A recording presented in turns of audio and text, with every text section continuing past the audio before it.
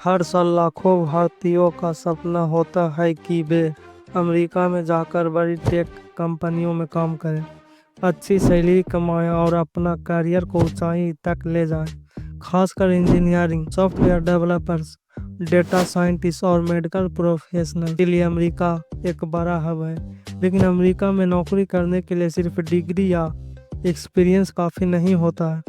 वहाँ काम करने के लिए एक खास वीज़ा चाहिए जिसे H-1B वीज़ा कहा जाता है, और यह वीज़ा खास तौर पर हाई स्किल्ड वर्कर्स के लिए बनाया गया है, जैसे कि आईटी, इंजीनियरिंग, हेल्थ केयर और साइंस के फील्ड में काम करने वाले लोग। हाल ही में अमेरिकी सरकार डोनाल्ड ट्रंप के आदेश के बाद इसमें एक बड़ा बदलाव किया गया है। इस बदलाव में H-1B वीज़ा की फीस अब कई गुना बढ़ा दी गई है। जहां पहले H-1B वीज़ा के लिए लगभग 5 लाख खर्च आता था, वहीं अब नई फीस 88 लाख कर दी गई है।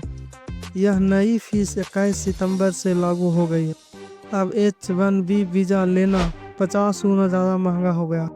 ऐसे में चलिए जानते हैं कि H-1B वीज़ा कैसे मिलता है और क्यों भारतीयों को यह वीज़ा सबसे ज़्यादा रास आता है।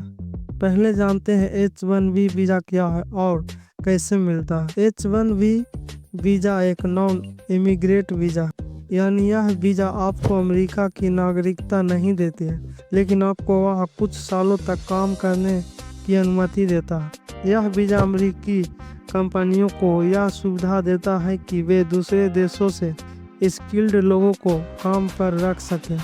H-1B वीज़ा की वैलिडिटी पहले 3 साल की होती थी और इसे आगे 3 साल तक बढ़ाया जा सकता था। हर साल 85,000 H-1B वीज़ा जारी किए जाते हैं। इनमें से 65,000 वीज़ा सामान्य कैटेगरी के लिए होते हैं, बाकी 20,000 उन लोगों के लिए जो अमेरिका से मास्टर्स या डिग्री कर चुके हैं। H-1B वीज़ा पाने की प्रक्रिया के लिए बहुत सारे आवेदन आते हैं, लेकिन सीमित लोगों को ही यह वीज़ा मिलता है। H-1B वीज़ा पाने के लिए कंपनी का स्पॉन्सर करना जरूरी है, यानी कोई अमेरिकी कंपनी आपके नाम से आवेदन करेगी। इसके अलावा आपके पास खास टेक्निकल या प्रोफेशनल स्किल होनी चाहिए। साथ ही साथ आवेदनों में से कंप्यूटर के जरिए रैंडम चयन होता है। इसके बाद इंटरव्यू और वीज़ा प्रोसेसिंग होती है। हर साल H-1B वीज़ा पाने वालों में 70% से ज़्यादा भारतीय होते हैं। साल 2023 में 1.91 लाख भारतीयों ने यह वीज़ा पाया। 2024 में यह संख्या बढ़कर 2,07,000 हो गई। अमेरिका में सॉफ्टवेयर इंजीनियर या टेक वर्कर्स की सैलरी भारत के मुकाबले कई गुना ज़्यादा होती है। अमेरिका में काम करने वाले प्रोफेशनल को बेहद सुविधाएं और लाइफ स्टाइल लेवल मिलता है। वहाँ काम करके इंटरनेशनल एक्सपीरियंस मिलता है, जिससे आगे की नौकरियों में फ़ायदा होता है।